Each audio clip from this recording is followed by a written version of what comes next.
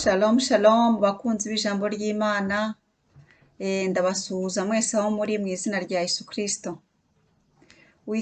Uwiteka yongeye kunshoboza kongera gusangira namwe ijambo ry'Imana, izina ryayo nirihabwe icyubahiro. Reka mbanze nsenge nirangize mu maboko y'Imana mbere yuko nsoma ijambo ry'Imana. Data wa twese uri mu ijuru, Mwami ndagushimiye n'ukuri kuri kano kanya wongeye kuntiza ko kugira ngo nsangire ijambo ry'Imana, nsangire ijambo ryawe n'ubwoko bwawe burikunda. None Mwami w'abami, ndakwinginze kugira ngo ntaba ari jye mvuga, ahubwo gushaka kwawe aba ariko gusohoza muri kano kanya umpaye. K'ibirengeye kizima, ubane nanjye kuva ntangira no kugeza nsoza. Mwuka wera ufate controle y'ikintu cyose ndibuze kuvuga muri uyu mwanya, mu izina rya Yesu Kristo mbisabye, amen amen. Kandirimba akarimbo gatonya. Ni wowe rutare rwanjye, mana yanjye, ni wowe niringiye, koko nzaguhanga amaso buri gihe, ngusaba imbaraga maze nsinde icyago. Niba ndi mu makuba, nzaza untabare, niba ndi mu marira, nzaza unyihoreze. Uzansubiza ubuyanja n'imbaraga, uzantera ubutwari, maze nshira agahinda ngira amahoro. Ni wowe rutare rwanjye, mana yanjye, ni wowe niringiye, koko nzaguhanga amaso buri gihe, ngusaba imbaraga maze nsinde icyago. Haleluya haleluya amen. Uwiteka niwe rutare rwacu, Uwiteka niwe mahoro yacu. Iyo tumwirukiye, iyo tumuhungiyeho ntabwo dukorwa n'isoni.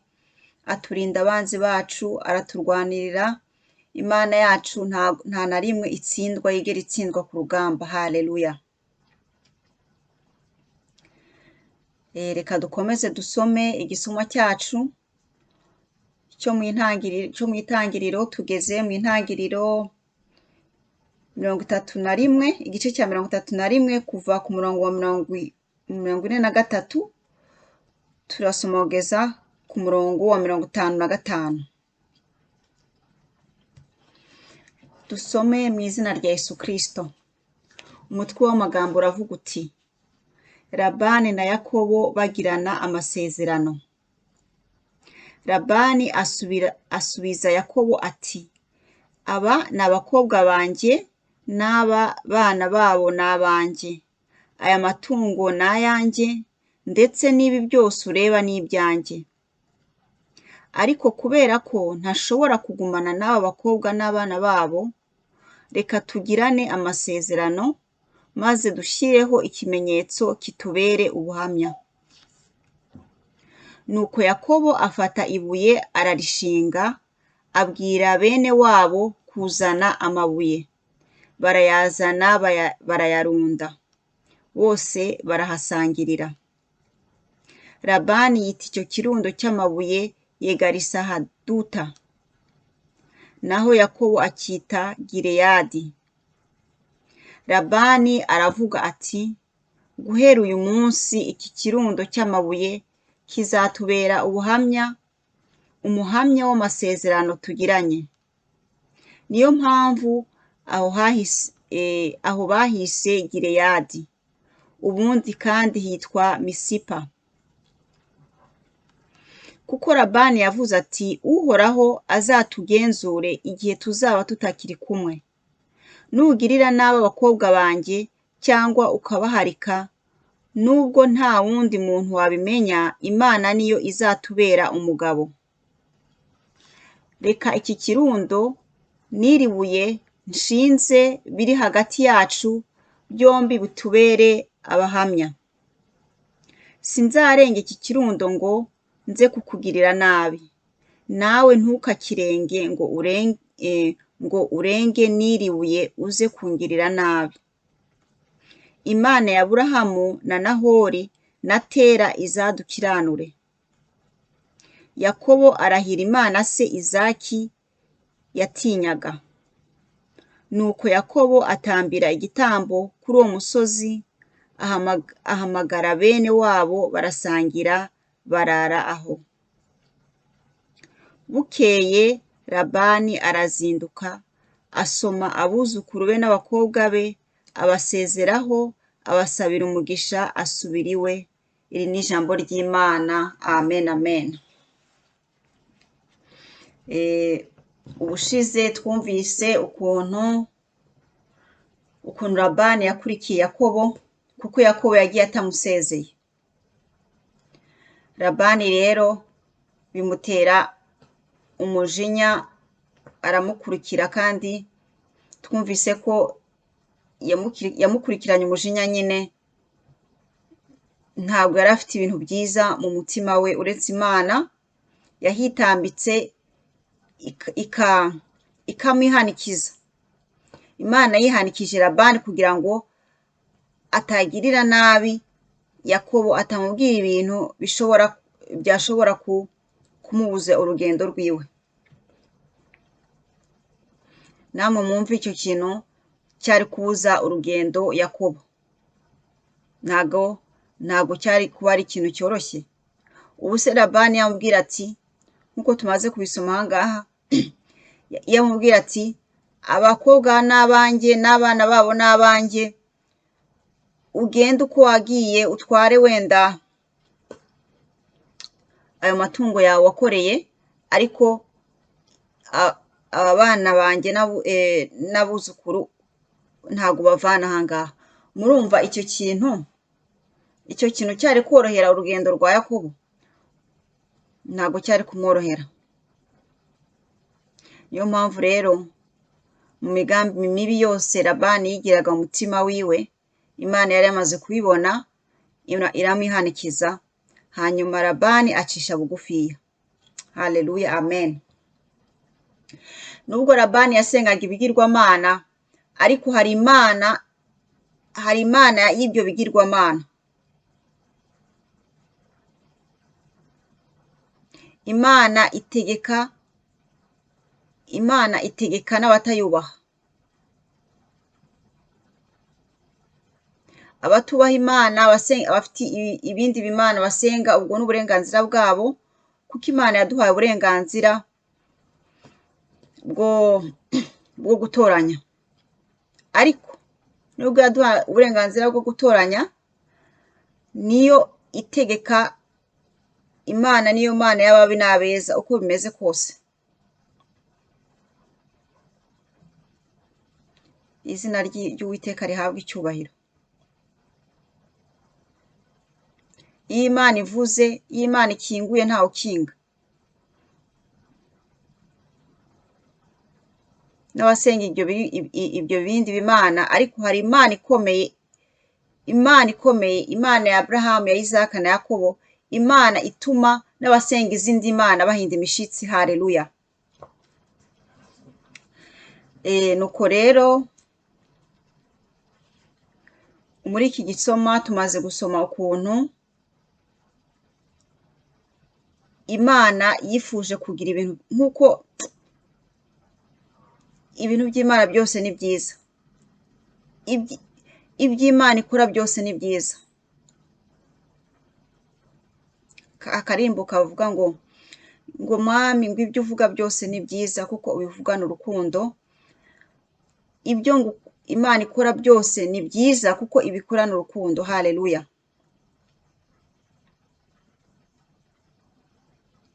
Hano turareba ukuntu Imana yashatse gushyira ibintu muri ordre, gushyira ibintu mu buryo. yaritegereje ibona Yakobo agiye adasezeye, mbega yagiye asa nk'uhunze mbese kuko batamurebaga ryiza, agenda asa nk'ubahunze mbese atorotse.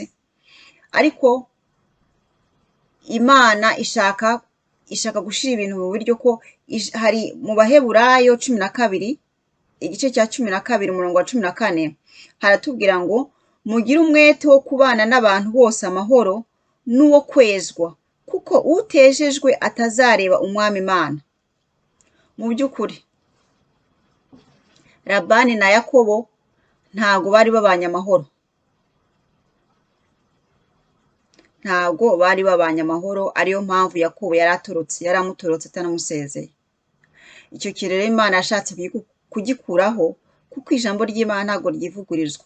Imana ngo ishaka ko tubana n'abantu amahoro, ishaka ko tubana n'abantu bose amahoro, kandi tukezwa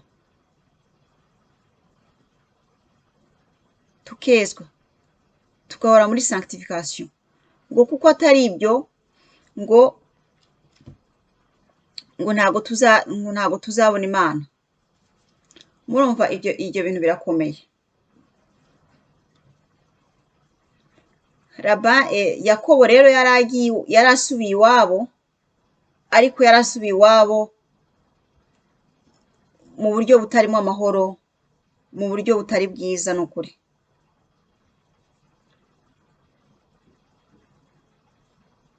Niyo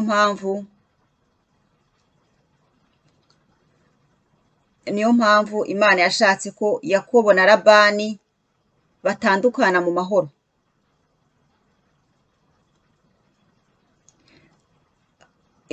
Yashatse ko batandukana mu mahoro. Labani agirana isezerano na Yakobo mbere yo kubatandukana, ko twabyumvise, ati tugirane isezerano ku buryo utazarenga aya mabuye kugira ngo uze umpemukire, nanjye ntazarenga aya mabuye dushize aha ngaha ngo nanjye nze nkugirire nabi, ngo Uwiteka azatubere umuhamya, umugabo. Numva mbese kuko batari bameranye neza, ariko kubw'urukundo rw'Imana, Imana ntabwo yari kwemera ko Yakobo aba muri icyo kintu cy'icyaha, icyo kintu cyo kutaba mu mahoro na Labani.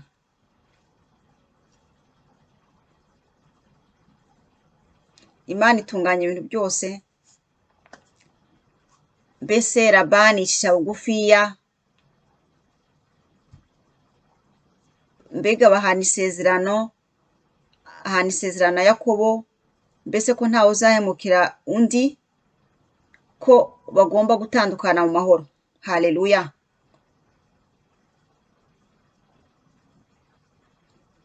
Barangije baricara barasangira, bamaze kugirana icyo gihango, iryo sezerano, baricara barasangira, mbese batandukana mu mahoro. Labani azinduka agenda, batandukanye mu mahoro. Haleluya. Bene data, icyo kintu twagikuramo iki? Ni irihe somo twakuramo? Ni ukuri ni ibintu bisobanutse nk'uko ijambo ry'Imana ribitubwira mu Baheburayo 12:14 ko Imana yifuza ko tugomba kugira umwete wo kubana n'abantu bose. Urumva iryo jambo ry'Imana riratubwira ngo mugire umwete wo kubana n'abantu bose amahoro. Urumva ko ntago ari ikintu cyoroshye. Niyo mpamvu Imana yongeye ikavuga ngo mugire umwete. Tugomba gushiraho umwete, tugomba gushiraho effort, kubera ko Imana iratuzi intege nke zacu, iratuzi neza ukuntu dufite intege nke. Ariyo mpamvu ngo tugomba gushiraho effort, tugomba gushiraho umwete ngo wo kubana n'abantu bose amahoro. ndetse ngo n'uwo kwezwa. Haleluya. Ngo kuko utejejwe kuri ubwo buryo atazareba umwami Imana. Muri icyo kintu kirakomeye. Kirakomeye. Muri iyi si dufite byinshi bishobora kutubuza uwo mugisha wo kutazabona Imana. Hari abaduhemukiye, hari abo twarakaranyijwe nabo, mbese bigatuma tutabana nabo amahoro. Icyo kintu bavandimwe, icyo kintu gishobora kutubuza ijuru, kandi ni ibintu biri clair, ni ibintu bigaragara, ijambo ry'Imana rirabivuga. Imana iradusaba ngo dushireho umwete, tugire umwete, kuko ntago byoroshye. Umuntu waguhemukiye, umuntu cyangwa tuvuge umuntu wakwambuye, dufate urugero rugaragara rusanzwe. Umuntu yaje agutakira ati nkupesha amafaranga, mfite ikibazo iki n'iki. Uramugujije, igihe kigeze aranga kukwishura, ahubwo akanaguhunga ndetse.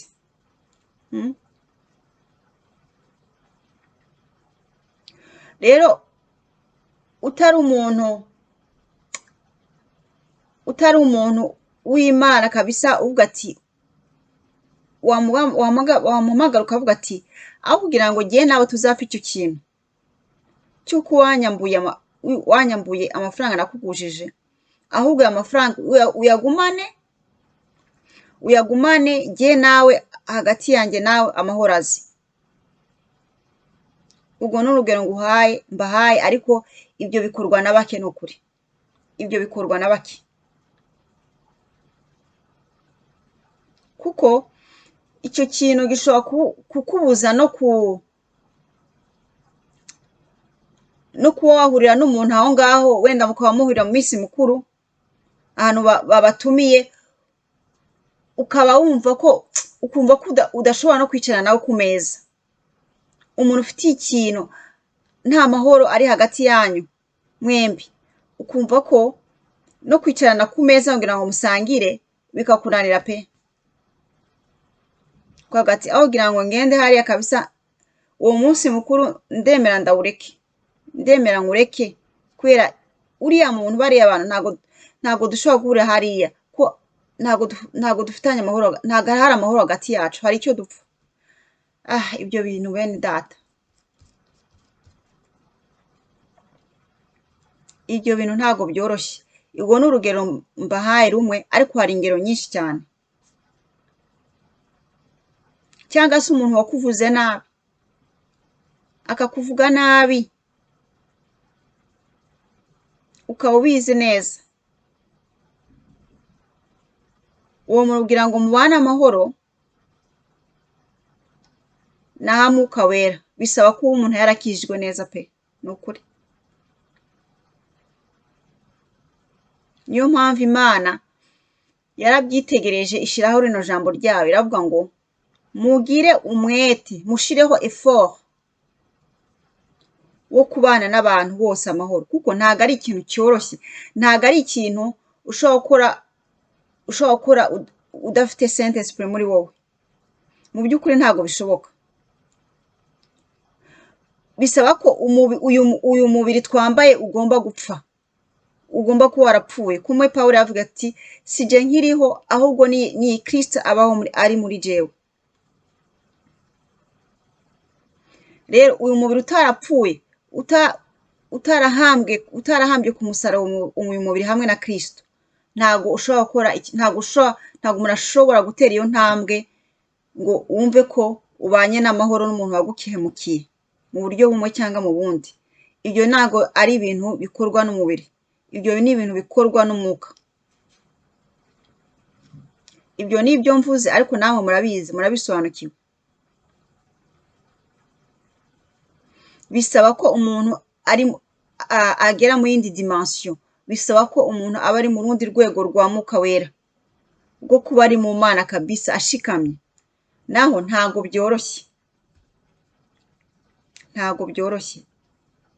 Ni ugusaba Imana cyane ikadufasha mu ntege nke zacu, twavuga ati Imana kiriya kintu cyarananiye, impa imbaraga zo kugera muri uriya rwego rwo kubana n'abantu n'abampemukiye bose amahoro. Icyo kintu ni ikintu gikomeye pe. Icyo kintu ni ikintu kizabuza abantu benshi kutabona Imana.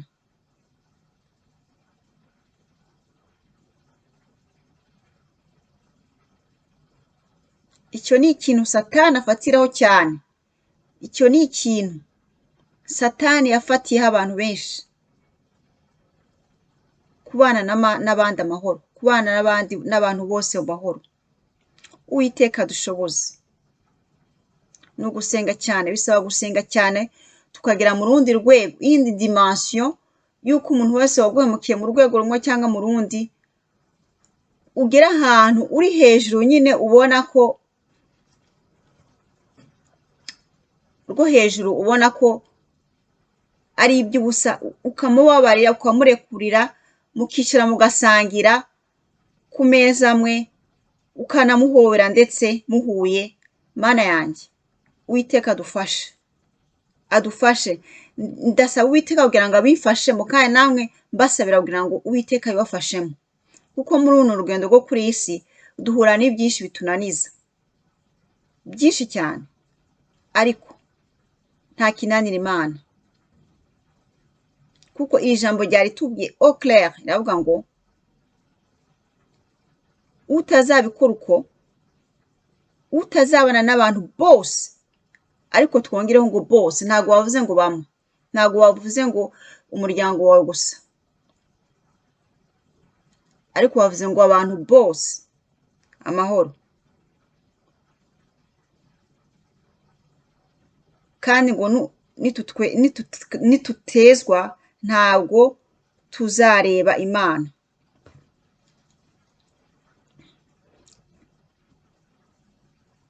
Twumvise ukuntu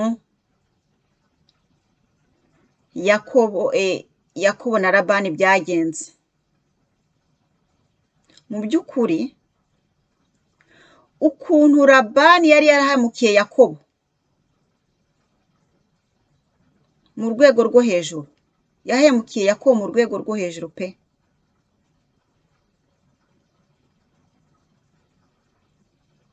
Uzi kwima umukozi wawe igihembo ugakora udahembwa.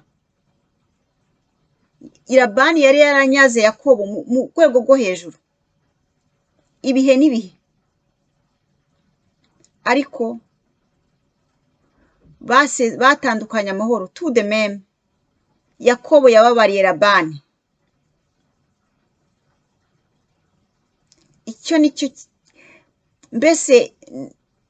Icyo nicyo cyatumye, ni kimwe mu byatumye Uwiteka yishimira Yakobo, ko Yakobo yari umukiranutsi. Yakobo yari umukiranutsi ni ukuri. Imana yemeye ko abantu tuzajye tuyitirira Yakobo, ngo Imana ya Yakobo, Abraham, Isaka na Yakobo. Nuko koko ari Imana ya Yakobo. Yakobo yari umugabo Imana yishimiye. Yari afite imico ya kimana, yari afite amakaragiteri y'ubumana. Niyo mpamvu Imana yifuze ko twumwitirira Yakobo, tuyitirira Yakobo, Imana ya Yakobo. Haleluya, haleluya, haleluya. Yakobo yari umukiranutsi, yari umugabo mwiza cyane, umugabo wari ku mutima w'Imana kabisa. Twigane Yakobo, twigane Yakobo, tubane amahoro n'abantu bose, tubane amahoro n'abatunyaze, tubane amahoro n'abaduhemukiye, no mu rwego twumva ko bidashobora kubabarirwa. Ariko bene data, erega ijuru ikintu ijuru ikintu kizaba ikintu cy'ubuziraherezo. Ijuru ni eternite, bisobanuye ibihe n'ibihe bidashira. Ijuru rero hari ibinezero byinshi. Ijuru mbese murarishushanya uko rimeze, ngo hari ibintu ngo abantu tuzarebesha amaso tutigeze tubonesha amaso, ibintu tuzumva tutigeze twumva. Mwumva iryo juru ryoroshye se kurikorera? Ntabwo ryoroshye. Rero bisaba ko dutoranya, tugatoranya gukorera iryo juru, kuko rifite ubwo bwami bw'ijuru bufite amategeko yabwo. Nk'aya ngaya nyine basoma n'abandi bavuga butumwa bose aho bari baba bigisha. Ijuru ni ubwami bufite amategeko yabwo, kandi abazagira ubuntu bwo kwinjira muri iryo juru ni abemeye amategeko y'ubwo bwami nyine. Bidusaba rero kugira choice, dutoranye, ni ugutoranya. Swate tukavuga ati aya mategeko y'iri juru araremereye, niyo mpamvu nge sinyatoranyije n'iryo juru, nta kundi. Tugatoranya tukagira choix, kuko bisaba gutoranya.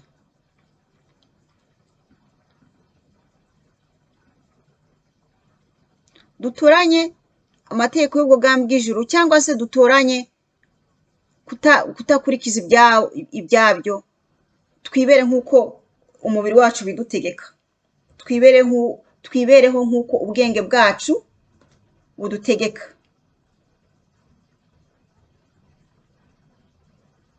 Kuko kwinjira muri iri juru bisaba effort, bisaba kugira effort. Mwumvise uko ijambo ryawe tubwira ngo mugire umwete, bisaba effort.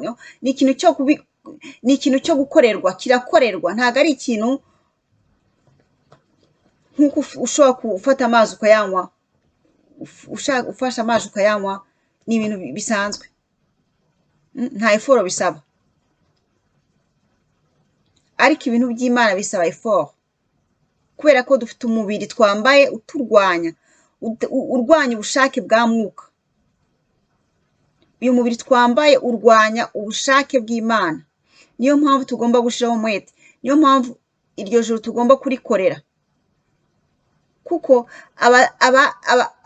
abazaryinjiramo ni abarikoreye nyine, ni abemeye icyo ubwo bwami busaba, ni abemeye icyo ubwo bwami budusaba. Babyemeye, bagize choice, batoranyije bakavuga ati ndatoranyije, kama mbaya na mbaya, ndatoranyije. Icyo bizansaba cyose nzagikora. Ngo ijuru ngo rizagira rite? Rizinjiramo intwarane gusa.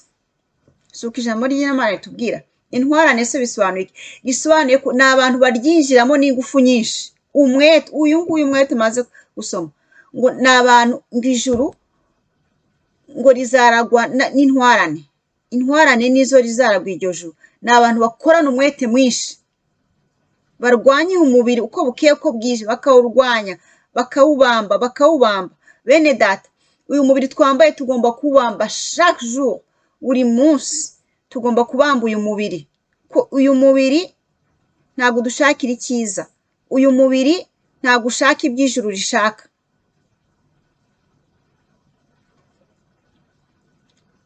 Uwiteka adufashe, adushoboze gukorana umwete, kuba intwarane, gukorana imbaraga, ngo bazaryinjira mu ijuru, ngo n'abazaryinjiranamo imbaraga nyinshi. Bibaza ko se ko ari ibiki? Nta kindi ni ibi. Bumva umubiri wabo basaba ibindi, ariko bakavuga ati no, wa mubiri we, icyo ngicyo usabye ntacyo ngiguhaye, kuko aho ngana ndahazi. Iryo juru icyo bisaba ndarizi, kandi ninakora icyo bisaba, iryo juru ntabwo nzaryinjiramo. C'est clair nuko bimeze, ijambo ry'Imana rirabyivugira.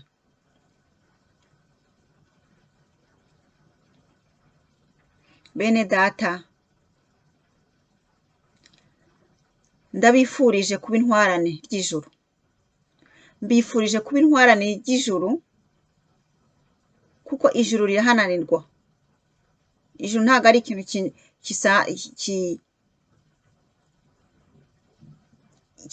cyoroshye, mbese tubifate gutya, ntabwo cyoroshye.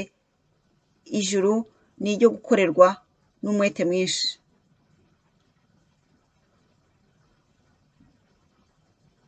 Ijuru ngo ni iryo gukorerwa n'umwete mwinshi, mbega tukamera nk'abakozi ba 11:00. Ba bandi bazinduka kare cyane bagiye gushaka ubuzima. Uwiteka adufashe, adushoboze, abashoboze kuba intwarane n'ukuri. Iryo juru yewe namwe reka tuzaryinjiremo n'imbaraga nyinshi. Uwiteka adushoboze, Mwuka Wera adushoboze, turwane, turirwanire ko ijuru riraharanirwa. Ntabwo ari ikintu umuntu abona bisanzwe byoroshye, oya, ntabwo ari uko bimeze. Uwiteka abagiriye neza aho muri,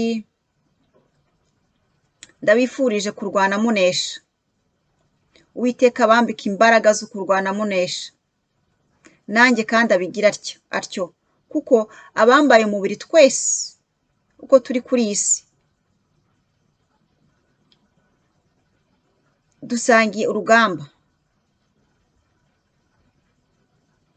dusangiye urugamba. Reka tuzajye dusengeranirana, dusabirane kugira ngo Imana ihore itwambika imbaraga zo kurwana tunesha, iduhe kuba intwarane kugeza ku munota wa nyuma, kugira ngo iryo juru tuzabashe kuriragwa, kugira ngo iryo juru tuzabashe kuryinjiramo. Uwiteka abagiriye neza mwese aho muri, ni ukuri amahoro y'Imana abe kumwe namwe. Tuzongera tuganire ku ijambo ry'Imana. Uwiteka nabinshoboza. Shalom shalom.